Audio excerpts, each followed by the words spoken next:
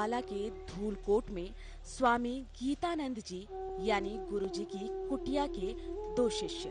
एक ने जमीन में गीता जी को ध्येय बनाकर संन्यास एवं अध्यात्म की ऊंचाइयों को छुआ और घर घर गीता के प्रचार प्रसार के लिए अपना पूर्ण जीवन समर्पित किया, और दूसरे ने मेडिकल साइंस और शिक्षा जगत में लाखों लोगों की निशुल्क सेवा की। आज इस कार्यक्रम में डॉक्टर मार्कंडेय आहूजा कुलपति गुरुग्राम विश्वविद्यालय एक पार्थ एक जिज्ञासु की भूमिका में समस्या या प्रश्न खड़े करेंगे और दूसरे गीता मनीषी स्वामी ज्ञानानंद महाराज समाधान हेतु अविरल रूप से अपनी गीता रूपी ज्ञान गंगा में हम सबको हमारे कल्याण के लिए गोते लगवाएंगे। आइए देखते हैं कार्यक्रम जियो गीता के संग, सीखो जीने का ढंग। दर्शकों, स्वागत है आपका कार्यक्रम जियो गीता के संग, सीखें जीने का ढंग।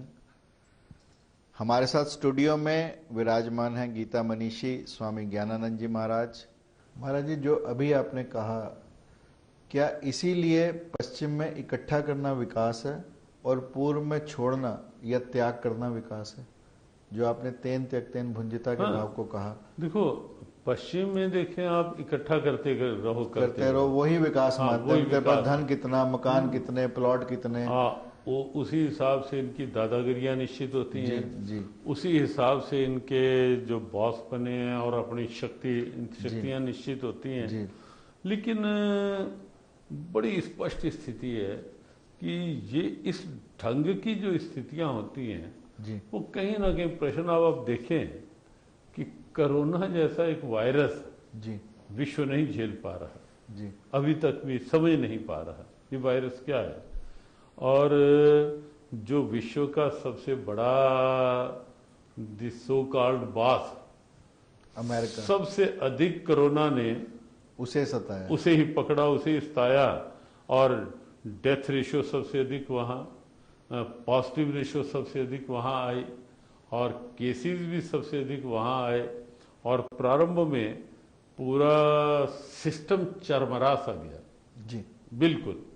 तो कहीं ना कहीं परमात्मा चेताते तो रहते हैं जी कि भाई तुम इस ढंग के विकास को ही अपना बड़प्पन मान के चलोगे तो कहीं ना कहीं ये उनके द्वारा कोई ऐसी स्थिति बनाई हुई भी तुम्हारे लिए प्रश्न बन के खड़ी हो जाएगी और तुम उसका उत्तर ढूंढते रह जाओगे।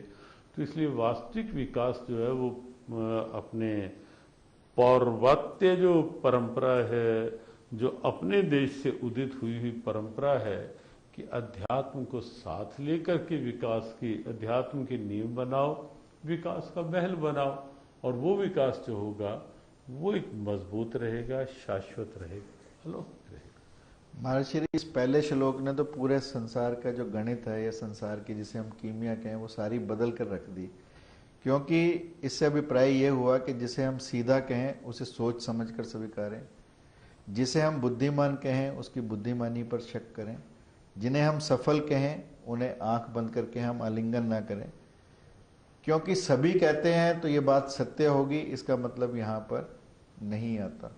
क्योंकि यदि 100 लोग झूठ बोले तो शायद वो एक सत्य को नहीं कर सकते, परंतु भगवान सत्य पर अडिग हैं। महर्षि हिटलर ने आइंस्टाइन को जर्मनी से निकाला, धक्के देकर निकाला, उसका घर तोड़ा, उसकी किश्ती तोड़ी, और उसने बाहर जाकर अपने आप को बहुत बड़ा वो वैज्ञानिक साबित हुआ। परंतु हिटलर यहाँ तक भी नहीं रुका। जब उसकी वैज्ञानिक रिसर्चेज आई तो हिटलर ने 100 वैज्ञानिक लगाए कि आइंस्टाइन की बात को झूठी करें।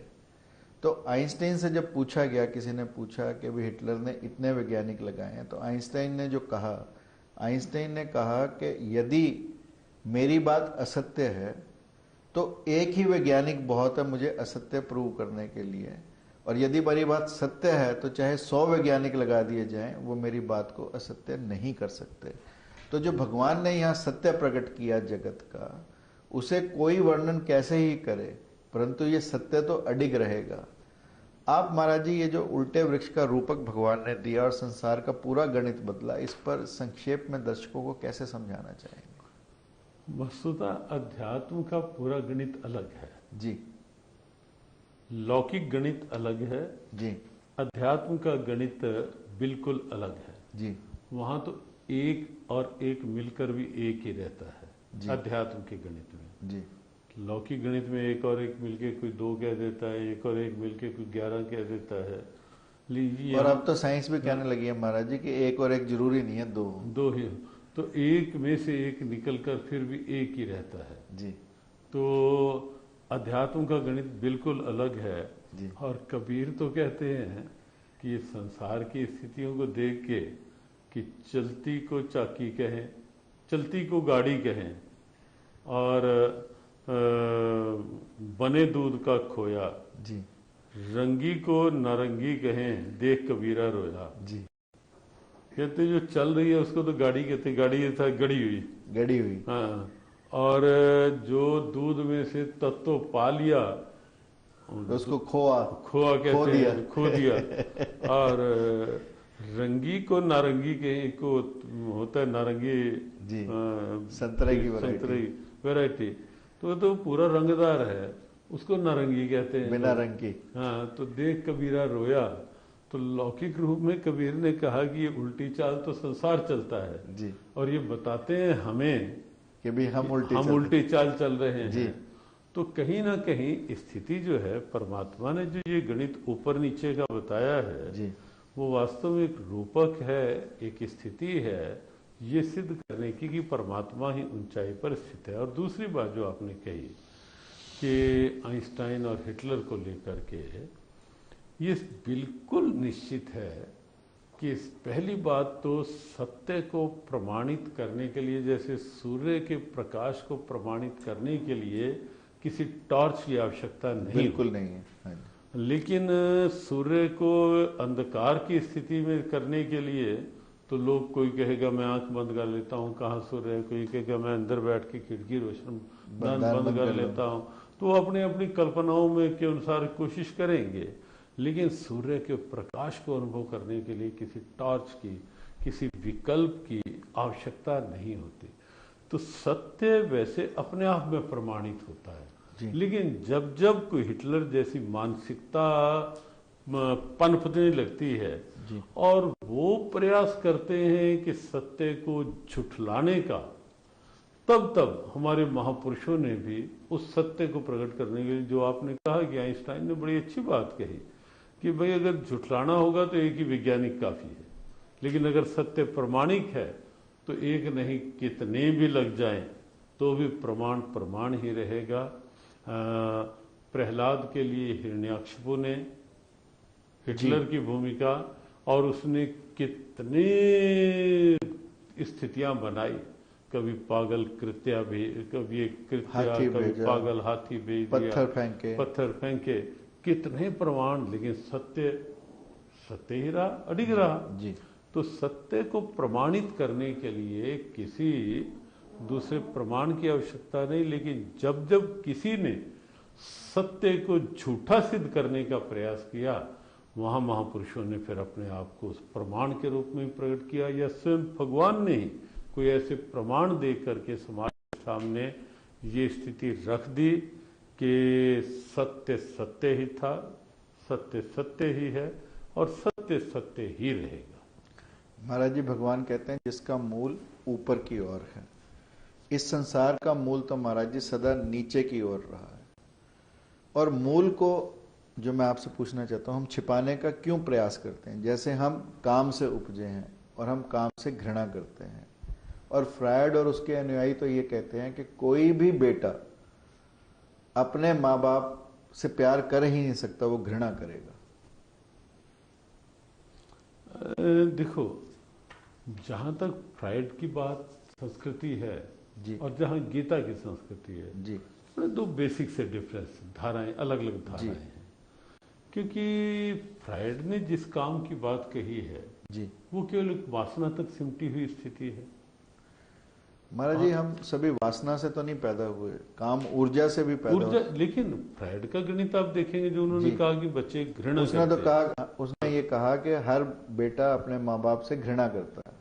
वो कहीं ना कहीं जब सोच, जैसी सोच बना के आप आगे बढ़ेंगे, इसीलिए अपने यहाँ तो गर्भग्रस्त शिशु को भी जी और आपने ही हमें ध्यान है कि एक मीटिंग में जब शिक्षा के को संस्कारों के रूप में जोड़ने की बात आई जी तो आपने ही उस मीटिंग में जो अच्छे शिक्षाविद बैठे थे, कई वाइस चांसलर थे, कई और बड़े श्रेष्ठ विद्वजन बैठे थे, तो हमें ध्यान है कि आपने एक बात कही कि संस्कारों की भूमिका केवल शैशव काल से नहीं, जी संस्कारों की भूमिका शुरू हो जानी चाहिए गर्भस्थ शिशु के साथ। जी और वास्तव में उसकी बहुत बड़ी जरूरत है, बहुत बड़ी जरूरत है। तो अपने यहाँ जो संस्कृति है वो गर्भस्थ शिशु को ही संस्कार देकर के उत्पन्न करने की स्थिति है जी। और इसीलिए आप देखेंगे कि जब तक भारत में संस्कारों का आदर रहा, परंपराएं गर्भाधान से लेकर शमशान तक की स्थितियों की संस्कार पूरित रही, तब तक आप देखेंगे मातृदेवो भाव और पितृदेवो भाव की परंपरा भी सम्मान पाती रही। जी जब से वो संस्कारों की परंपराएं थोड़ी अलग हुई हैं, तब से ही ये सारी स्थितियां भी कहीं ना कहीं अपने से अलग हुई हैं। अपने यहाँ गीता में जो आपने कहा कि काम कहीं ना कहीं बीज रूप में है अंदर, तो उसे नकारना या उसका उपयोग घृणा करना, तो लेकिन गीता में तो भगवान ने घृणा के लिए कुछ छोड़ा ही नहीं है। जी भगवान ने कहा धर्मा विरुद्ध भूतेषु कामोऽस्मि भर्तृष्व, कि धर्म के अनुकूल अगर कोई काम है वो मेरा ही रूप है, वो मेरा और हमारे यहाँ ऋषि परंपरा आप देखें, ऋषि परंपरा रही, संत परंपरा रही, और वो ग्रस्त में भी वो परंपरा चली है, ऋषि परंपरा काफी ग्रस्त में भी चली है, और उस ग्रस्त परंपरा में भी काम का उपयोग रहा। ऋषि आगे उनकी महाराज जी वो तो गृहस्थ होकर भी सन्यासी हुए और आज सन्यासी भी गृहस्थ है। हाँ, कहीं ना कहीं वो स्थितियां इसीलिए कि काम को भी जब परमात्मा के साथ जोड़ करके जी उसको केवल वहां तक की स्थिति के रूप में रखा जाएगा जी। तो कोई भी अनुचित स्थिति नहीं है। है। लेकिन जब केवल विषय वासना की दृष्टि रखी जाएगी, विषय वासना की स्थिति रखी जाएगी, तब निश्चित है कि फिर ये घृणा और ये सब शब्द निकलेंगे। महाराज जी अभी पश्चिम में एक जेनोव हुआ, उसने एक प्रसारित और प्रचारित करी एक पद्धति जिसका नाम है प्राइमल थेरेपी। प्राइमल थेरेपी का आजकल बड़ा रिवाज भी है और प्रभाव भी काफी हुआ। उसमें एक मौलिक सत्य और धारणा है कि अगर व्यक्ति को पूर्ण स्वस्थ होना है तो उसकी चेतना को भी पीछे लौटाने की गति शुरू करनी चाहिए। और उस व्यक्ति ने जो एक्सपेरिमेंट्स किए उसमें उसने लोगों को अपने वहाँ बुलाया, लिटाया और उनका पीछे, जैसे मैं अगर 60 साल का हूँ तो मैं 55 की पहले बातें याद करूँ, फिर 50 की, 40 की, 30 की, और अंततः वो जो पहली चीख है बच्चे की, प्राइमल स्क्रीम उसे उसने कहा, वो वहाँ तक व्यक्ति को ले गया। और उसने पाया कि जिनको मैं उनके मौलिक उस तक लेके जा पाया, जिसकी भगवान ने चर्चा की कि मूल स्रोत तक ले जाया जाए, तो उन लोगों में जो रुग्ण अवस्थाएं थी वो बिल्कुल ठीक हो गई, वो पूर्ण रूप से स्वस्थ हो गए। तो गीता भी कहीं ना कहीं हमें उस प्राइमल थेरेपी की तरफ इशारा करती है। वस्तुतः देखो, बहुत कुछ जो निर्भर करता है वो हमारे चिंतन पे निर्भर करता है, क्योंकि भगवान भी मूल स्रोत की बात कर रहे हैं। मूल स्रोत। और इस प्राइमल थेरेपी में भी वो प्रयास कर रहे हैं व्यक्ति को मूल तक ले जाने का। प्राइमल थेरेपी में जो मूल तक ले जाने का प्रयास है वो बैक में जाकर के ही है। जी, पीछे ले जाने, पीछे चलते रहें, पीछे चलते रहें, पीछे चलते रहें, और अंततः उस स्थिति पर ले जाएं जो हमारी पहली स्क्रीन थी। भगवत गीता में भी यद्यपि इस ढंग के संकेत तो आते हैं। जी, जैसे अर्जुन को भगवान ने कहा कि तू जानता है कि तू या ये सब लोग पहले कहाँ थे? जी, पहले कहाँ थे? दो रूपों में कहा। एक रूप में ये कहा कि तू और ये सब राजा लोग ये पहले कहाँ थे जानता है? जी। अर्जुन ने कहा नहीं। तो भगवान ने उत्तर भी दिया, इसका स्पष्ट भी किया कि अर्जुन, तू, मैं और ये राजा लोग सब ये सदा से थे, जी, सदा से हैं, सदा से रहेंगे। जी। ये तुम दूसरे अध्याय का और ये मेरा इतनवां जन्म है, यहाँ भी कहा भगवान ने कि ये मेरा इतनवां जन्म है। जैसे बुद्ध ने भी कहा कि ये मेरा 21वां जन्म है, ये मेरा इतनवां जन्म है। पहले आया हूँ। तो वो क्या है कि वो उस मूल की ओर ले जाने की ही बैक में स्थिति है कि तुम अगर बैक में भी जाओगे चलते चलते चलते तो वही पहुंच जाओगे उस मूल में। जी अपने यहाँ एक बात और देखिए आप, जो ये वंश परंपरा है, जी वंश परंपरा में आप देखेंगे कि जब भी कोई आपसे किसी अनुष्ठान में संकल्प करवाया जाता है जी तो आपसे आपके गोत्र का नाम उच्चारण करवाया जाता है। बिल्कुल। और वो क्या परंपरा है, वस्तुतः गोत्र का नाम स्मरण करके संकल्प करना, अर्थात मैं अपनी बैक में पीछे चलूं, यदि मेरे पिता उनके पिता उनके पिता उनके पिता उनके पिता, तो अंत में वो ऋषि दिखाई जहां से देंगे, मेरी परंपरा जहां से मेरी वंश परंपरा। अर्थात मैं संकीर्णता का संकल्प नहीं कर रहा, मैं अपनी पूरी वंश परंपरा की कृतज्ञता, सम्मान और उनके उत्थान उद्धार के भाव के साथ संकल्प कर और रहा हूं। हमारे इसी संस्कार ने बेटे की माँ बाप के प्रति घृणा नहीं होने दी, क्योंकि उसने देखा कि माँ बाप अपने माँ बाप का कितना सम्मान करते हैं। वो एक परंपरा से एवं परंपरा प्राप्त हम, गीता ने कहा, जी। तो वो उस रूप में चलते आ रहे जी। हैं। और व्यास पूर्णिमा अपने यहाँ जो जी। आयोजित होती है, जी वो क्यों गुरु होती के है? वो इसीलिए होती है कि हमें कहाँ से ज्ञान मिला, हमारे गुरु से। कल्याण का साधन कहाँ से मिला, हमारे गुरु से। उनको कहाँ से मिला, उनके गुरु से। उनको उनके गुरु से।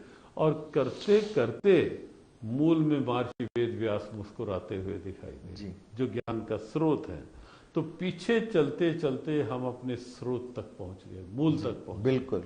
लौकिक दृष्टि से भी और जीव के कल्याण की दृष्टि से भी। तो निश्चित रूप से वो पहल जो है मूल से जोड़ने की ही एक स्थिति है। तो दर्शकों, आज के कार्यक्रम में इतना ही। आप बने रहिए